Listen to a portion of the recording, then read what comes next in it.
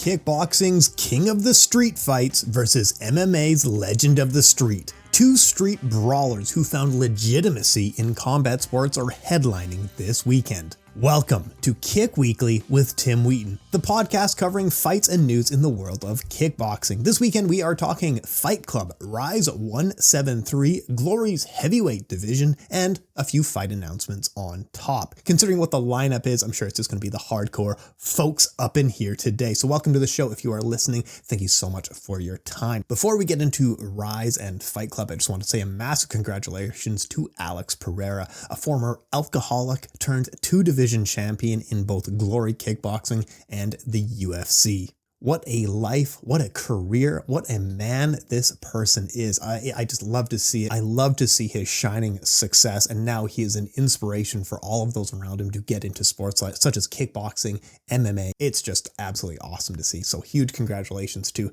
Alex Pereira. Now, this weekend is an event called Fight Club. This will be on Abema TV in Japan, and it's between two people who have quite a different reputation than most fighters. Most fighters go through a martial arts school such as karate or an MMA school or something like that, and then find fighting that way.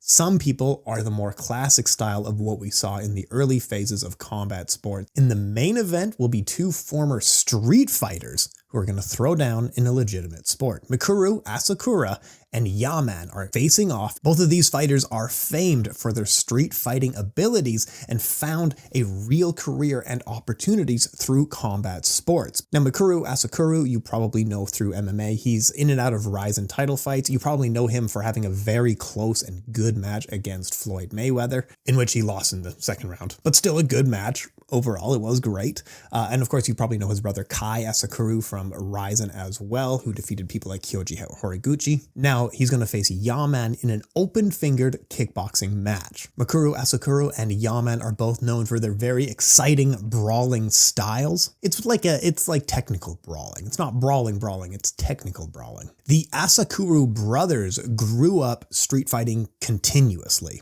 They would go out at night in their neighborhood to seek out fights. They would just go out at night and try to find some other people to get in fights with. And if they couldn't find anyone, then they would fight each other. It got so bad that Mikuru at one point had a will on his phone for when he died. So he wasn't thinking, if I die. He was thinking, when I die, here's what I want to happen. So he would go out at night getting into street fights and was fully prepared to die by doing this. This is kind of mentality him and his brother Kai grew up in. And eventually, his mom put Kai and Mikuru Asakura into boxing classes, and that kind of led them to legitimacy in this sport as well. And that led them down the path of getting into actual combat sports, and it's worked out very well for him. Yaman was raised by a single mother working two jobs in Shibuya. He came from a very poor family. His mom apparently was giving her money to her parents, and her parents ran away with that money at one point. The father wasn't around due to drug problems. This is why when you see Yaman, he has a lot of children around him when he fights or when he walks out, and it's because he's trying to give back to other children who are growing up in the same conditions that he is. He's trying to give back to these kids. Now, when he reached junior high school, he created a reputation for fighting. He said he was getting into upwards of 30 street fights per year during that time. And he wouldn't win all of these, of course. Win or lose, it was just about getting into fights. It got so bad that one fight actually opened a laceration on his face, and he wasn't able to drink liquids because of that. And apparently he saw his father struggling with drugs, and that was when he decided to turn his life around. So he got into construction, but eventually he found his way back into combat sports. And now he's making history. He's one of the stars in Japan. This is actually a meeting of two stars in Japan since really the fall of the combat sports boom in Japan. They've been struggling to create stars. There's a few names who are quite known, like, of course, Tenshin is a massive name, Takeru is a massive name, Kyoji Horiguchi, but Mikuru Asakura and Yaman are becoming stars in their own right. Mikuru Asakura is creating an incredible reputation of being so exciting, and that Floyd Mayweather fight was quite big. Yaman, you can see it when he walks out and when he fights, how many fans he has, and he is making himself look like a star. He is making a person who he is becoming a person who is very much must-see TV. I'm always going to tune in for his fights, not just because of his story, but because of how exciting they are. Asakura was the same way. While I do love his story and how he found combat sports, I think he's a really interesting character, but it's that exciting fight style. So I think Fight Club this weekend, it's a promotion actually owned by Yaman, so he's putting it on himself. I think it's going to be really fun. It's going to be on pay-per-view on Abema TV, but it's going to be a ridiculous fun match either way. And it's like, so when you get back to the origins of MMA and kickboxing, MMA saw a mix of very legitimate, like 3 people, very legitimate martial artists, like a Hoist Gracie. Number 2, be very legitimate professional wrestlers like Minoru Suzuki and Mazukatsu Funaki. Or number 3, very legitimate street fighters like Oleg Tektarov. A lot of the early UFCs were, while there was of course very skilled martial artists, there was just a lot of street brawlers who would show up at the door of the UFC and say, I'm here to fight. And that's the story of guys like Oleg. So seeing Mikuru Asakura and Yaman is very much like that early stages of MMA, where these guys are kind of just street toughs who are brawlers who found really certain techniques working in the gym and became legitimate that way. But it's kind of like the guy, do you remember the gif of the Just Bleed guy from the UFC? So he eventually got bored with the UFC because it became too clean. All of these people were athletes. He just wants these people who are tough and brawlers, who are tougher than life itself, tough as nails people, willing to throw down. This is the kind of fight that I think he would be into. And of course, on the other side, Yaman is a kickboxer, not an MMA fighter. He's kind of mixed both. Mikuru Asakura is a boxer, MMA fighter kind of thing, but he kind of mixes both a lot. Whereas kickboxing didn't have a lot of those early street fighters in the sport because everyone in it was kind of a martial artist in a way, coming from certain backgrounds, whether it be Muay Thai or Kyokushin karate or a mix of the European style kickboxing.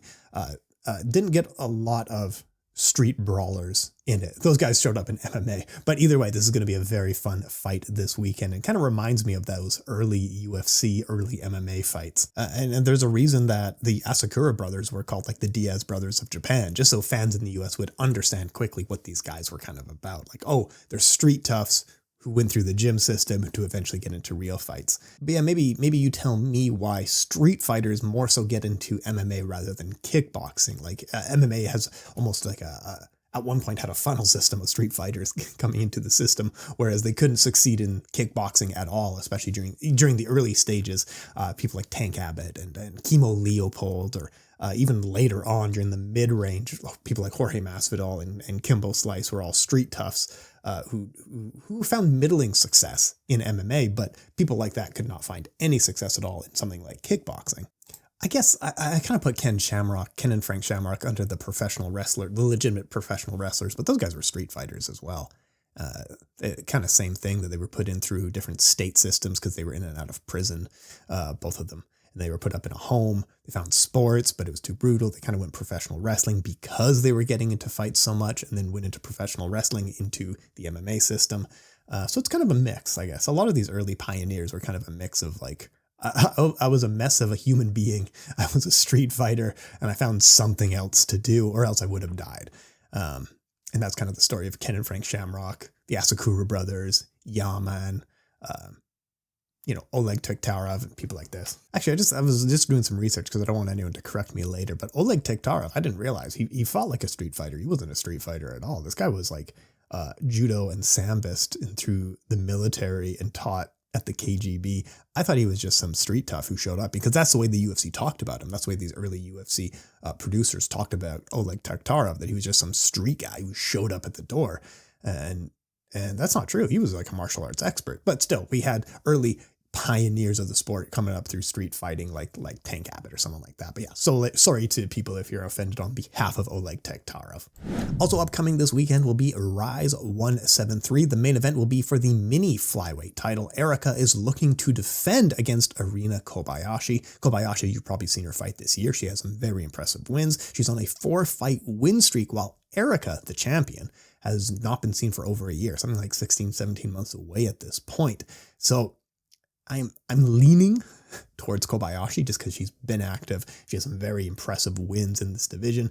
We just haven't really seen Erika fight in quite a while. But either way, even if Arina Kobayashi loses this weekend, given her age, she will likely come back even stronger. I think it will be a very fun fight, and it's great to see that they are building this division so much, because it's not like this is a title fight with some random person. Arina Kobayashi had to earn her place through impressive wins. She has 4 wins in a row and really earned that spot. And on the card as well is another fight in this same weight class where the winner will likely fight for a title later on because they've really built up this mini flyweight division. The fight I'm talking about is Wakana Miyazaki versus Melty Kira. I've talked about Melty Kira in the past. She's a former hostess. She's a beauty salon owner. She's had a really interesting story. So I'll tell that again, but hostesses are more about like people in Japan weren't going on dates or meeting people. So a hostess was a person that you could hire just to go on a date with you. And you could go go-karting, you could go karaokeing, you could go out to dinner, that sort of stuff. And it's a very good way to make money. It can be very, very lucrative if you are popular. There's even billboards with hosts and hostesses' faces because they can be treated almost like mini celebrities in certain areas of Tokyo. She had something like over $100,000 worth of plastic surgery in her body and face. And then COVID came and kind of shut down the hostess system. So she had to find something else to do. And she found her way into kickboxing. And she's done a very good job. For having a late career switch for someone who owns a beauty salon, she actually is a very good kickboxer. But Wakana Miyazaki, I mean, she's probably going to win this fight. She already has a win over the champion Erika and already has a loss from this year against Arina Kobayashi. So if she wins this fight, I mean, regardless, whoever wins this fight probably fights for a title next. Most likely. But it's great to see that the divisions make sense. These aren't random people being put into the slots. You can see a person who gets a few wins, then fights for the title eventually, and it makes a lot of sense. But yeah, I'm looking forward to this fight. It should be a very fun one. Wakana Miyazaki very likely wins this fight. I mean, as good as Erika is, I do like her a lot. I don't know. I mean, she has like a custom wine that she brings into fights and stuff like that. She has a cool way of promoting herself. And she's bringing more eyes into the sport that maybe otherwise wouldn't be there. But yeah, Wakana Miyazaki should win this fight. I mean, we all criticize things like One Championship for doing this, but you can get a lot of eyes on this sport through very pretty women. You know what I mean? So something like if you look at One Championship's Instagram and Twitter, half of it is people like Stamp Fairtex or some of the Filipino female fighters or some of the Brazilian female fighters or stuff like that. And it's not always like, it's not just them fighting, and it's not tastefully explicit stuff either. Some of it was them in like lingerie sitting under a waterfall. And that's the kind of stuff that they say, oh, but also she's fighting. And we criticize it because this is very bottom feeder, bottom of the barrel stuff, but it is a good way to get people watching. So I have some friends who don't watch kickboxing at all, but they will tune in for Miyu fights because they first saw kickboxing through Miyu weigh-in pictures. And that was their first exposure to kickboxing. So as dumb as it is, it works. It works. So Melty Kira, good for you. Thank you for bringing more eyes into the sport. I'll keep talking about her as well. Also at Rise 173 will be a super flyweight title tournament. After Toki Tomura had vacated the title, the title is left without a champion. So now we're just going to have a 4-man, 1-night tournament to crown the new champion. You have Jin Mandokoro versus Ryu Hanaoka. You also have HIROYUKI versus the 18-year-old Kaito Hasegawa. Ryu Hanaoka is, I would argue he's the favorite to win, as he already has wins over 2 of the fighters in the tournament. So there's only 4 people in the tournament. He's one of them, and he's beaten the other 2. The 4th man that he hasn't beat is the 18-year-old Kaito. So I would argue like the favorite should be Ryu, but Jin has had a very good year as well. Really some impressive moments from him this year. Got a very impressive knockout win against Ruben Sioni earlier. And Ruben is an ISKA champion. He wasn't just some no-name. He was an ISKA champion in Europe and came in, I believe, undefeated. And this was his first loss, was a TKO loss to Jin. So I think regardless whether... I would say the winner of Jin and Ryu is the key fight. Whoever wins that fight is probably going to win the entire tournament. But tournaments have weird ways of crowning not the best fighter. It more so comes down to who is better conditioned or the least injured person in that tournament. So it's often the youngest person can get through just based on toughness. They have the least injuries going in. But yeah, it should be a really fun tournament. One-night tournaments always have really interesting ways of ending. So we'll see if we get some upsets here. But for me personally, I am seeing Ryu. A lot of other experts are leaning Jin. Great. Whatever. Let's get some great fights going on here. Also, we have some fight announcements that I want to cover off before talking about Glory's heavyweight division, in which I'm going to ask you guys to tell me what you think and what should be done there. But let's get to some fight announcements. On December 2nd, Buakaw and Nyanenshi A-Man will rematch in RWS Muay Thai. The two fought years ago in Kunlun, with Buakaw taking a first-round knockout. Now A-Man is coming for his revenge. On December 22nd at One Friday Fights 46, Tawanshai will look to defend his Muay Thai title against Superbon, the kickboxing great. This one has been booked and rebooked a few times, so I wasn't sure if I actually mentioned this on the show before, how many times it's been booked, but yeah, December 22nd is the current date. And at the same event, it will also feature Joseph Lasiri versus Prajanchai in a Muay Thai title rematch. This was such an upset when Joseph Lasiri beat Prajanchai. He was a guy who has Joseph Lasiri has maybe 2 wins in one championship and 1 win in this weight class, and then he came in and absolutely stomped Prajanchai. The fight wasn't close. He beat him every second of that fight, and it was a massive upset at that time. It got so bad that Prajanchai quit on the stool, and it was called a TKO. But what an incredible career Joseph Lasiri has had. So he was one of the guys that I interviewed him for I gave him 15 minutes, and then he absolutely wiped the floor with Prajanchai. So we did another 45-minute interview after that, just to get into his mind, what he thinks about. And he talked about a lot of things like using emotion in fights, where people have criticized him for being too emotional. And he says, yeah, I use that in the fight. Emotion for me is everything. And being a champion really helped him overcome other things in his life. He said everything was better. My relationship with my family became better after I became a champion. I was comfortable. I was confident in my career because of that win, because of holding that title. Prajanchai has picked up 3 wins since their loss, and he's looked incredible. This is why he was favored to win the first time. He's an incredible fighter. So he's put together 3 wins, looked unstoppable in all those matchups, and now he wants his title back. So it'll be a really fun one. Also at the same event, Nongo is booked for his return against King of the North, Nico Carrillo. Nongo suffered a knockout loss to Jonathan Haggerty, and then he was hospitalized earlier this year due to having influenza. This will be his first fight back. This is a tough one. Nongo was on a campaign trail of maybe becoming one of the all-time greats in Muay Thai. He had defended his one championship title 7 times in a row. 5 of them were by an impressive knockout. He was a former Lumpini Stadium champion as well. And then, Jonathan Haggerty got in the way of calling him an all-time great. But we'll see if he can return to form. He's getting up there in age and injuries and sicknesses and stuff like that. But we will see. December 23rd at Glory 90, the welterweight title will be on the line as Endi Semelier faces the House of Glory winner, Anwar Uled Shaib. And on December 31st, the Ryzen New Year's Eve fight card will see Rukia Anpo face off against Minoru Kimura. This is going to be a really fun fight. Anpo is, of course, a former K1 division champion, some really exciting kicks. He's coming off of a win, but he also had a weird fight against Buakaw earlier this year. So it's going to be, hopefully he can get a return to form. But the entire card, the Rise of New Year's Eve card, looks very good. While there is only one kickboxing fight, the MMA fights on it look very fun. So I'm looking forward to that one quite a bit. All right, and let's take a look at Glory's heavyweight division. This was a fan request. Just let's break down the state of what's going on with this division. So I think one of the problems that Glory is seeing is that they previously built up the heavyweight division, and it was an awesome division. It was the star of the show every time, and it's been the star of the show for years. But now all those guys who built up that division are aging out of the division. And now we're just left with the next generation. So people look at the previous generation. You guys have Rico Verhoeven, Jamal Ben Sadiq, Badr Hari, Benjamin Adekbui. This is a very strong 4 fighters right there. Plus all the others. All 4 of those guys are probably retiring within the next 2 years. Maybe less, maybe fewer than that. So I think they actually do have a fairly good crop of younger guys who are coming up, but promotion-wise, they're going to have to build up their name against some of the older guys, like Raul Catinas is still there, James McSweeney, Gokhan Saki. Some of these old guys, you're going to have to watch them lose to build up some of the younger guys, just so people will pay attention to them, because the heavyweight division has some extremely good fighters, like Nordine Mehedin, Sofian Ladouni. Those are really great fighters and worth paying attention to, but I don't think a lot of people in the just outside of kickboxing sphere are really aware of these guys. The next generation fighters, certainly to keep an eye on. Antonio Plazavat, Levi Rigters is all right.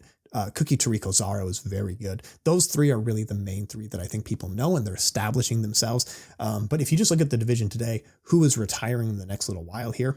In the next few years, you're just getting the Antonio Plazavat show, right? He's just going to keep beating these guys up for years until someone really steps in. Based on skill for skill, I mean, who can really threaten? Cookie's there as well, but Let's say Antonio Plazabot doesn't break his arm in the first round. How does that fight go in a rematch? That's really a question for you, but I think it would be more competitive either way. Even with a broken arm, Antonio Plazabot did fairly well against Kuki Toriko Saro. Uku Uriandal is there. I really can't get a read on what this guy's skills are. It looks like he's either injured in a fight or he knocks him out within 2 seconds. It's very hard to tell what his deal is. Bahram Rajab Zeta, he's going to be in the heavyweight Grand Prix, but he's also said, I am a light heavyweight. I'm going to go down in weight once we're done with this Grand Prix thing. Nabil Kachab, maybe a future king right there. Again, it's very tough to get a read on his skill set because he keeps knocking people out, but he looks like a very competent fighter. It's also a matter, like I was talking about, he is a very skilled fighter. It's a matter of getting that crossover appeal. Like he's going to have to knock out a Gokhan Saki for his name to really get across. But yeah, I think Glory is well aware of this kind of like young versus old. Not a lot of the younger people are draws in this division, and that's part of the reason why they were doing the heavyweight Grand Prix, which is now booked for early 2024. So I think they're hoping that they'll get some really display fights from this. I would like to see Glory get a little bit more competitive with the heavyweight weight class and start signing some of the competition. The same way One Championship with their 155-pound weight class was buying fighters from other organizations, was getting competitive and stealing fighters away from other organizations to build a really incredible weight class. Glory can do that as well. You have people like Rado Pacic out there. Imagine like getting a Roman Curricula in there or K1's Lu Si. Even Guto Innocente is still a very threatening fighter and very exciting as well. Getting a few more of the competitive heavyweights from around the world would really help to build up that division. And I would love to see it. I think it'd be really cool, especially with a Grand Prix coming up. I know it's probably not going to happen. Lucy, I think, is one of those guys that you can make a very competitive offer to. He's probably not locked up with K1. He was the one who upset the openweight Grand Prix just a few weeks ago. I imagine someone like Roman Curricula, while he is extremely skilled, and I would love to see him fight the other heavyweights in Glory. I think the contracts in one are pretty tight, and I don't think he's getting out of that one. So heavyweight, while it was the display division for Glory, I think at this point it's very clear that Glory it's no longer the highlight division that it once was. They're going to have to really build it up if they would like this division to be the display division for the future. They have a lot of talent that they could be using, and they could sign a lot more, but it's going to take a little bit of effort for them to sign, I think 3 or 4 at least, more very skilled fighters to get into that top 10. But obviously I'd like to see like them sign 10 fighters who are highly skilled, but yeah, it's building up here. Am I excited for the future of Glory heavyweights? I'm not really excited for the future of heavyweights in combat sports, to be honest with you. But that's just me. That's a talk for another day. Maybe they can sign, and you can see this in the comments on Instagram as well, but Francis Ngannou. Hey, Francis Ngannou did get an offer from Glory Kickboxing previously. Glory said that he looked at the offer, so they know that he at least understood what was being offered, and then didn't call them back. But let's be real, like, people can't afford Francis Ngannou. He made one of the reported payouts said that he made £8 million from the Tyson Fury fight. What an incredible pay for that fight. And he deserved every penny of it. And good for him. But yeah, he's making tens of millions of dollars every fight out with the PFL, and good for them. That is awesome. Great to see. But yeah, I mean, you could get him into Glory Kickboxing, but I don't know who's going to pay. Maybe like as a crossover event between the PFL and Glory. I know that the PFL and Glory don't think of each other as competitors, and they have fairly friendly relations, at least from the private conversations I've had with the people who work within these organizations. Maybe a crossover event, but it's a matter of like who benefits from this, right? You get Francis Ngannou to come and embarrass Rico.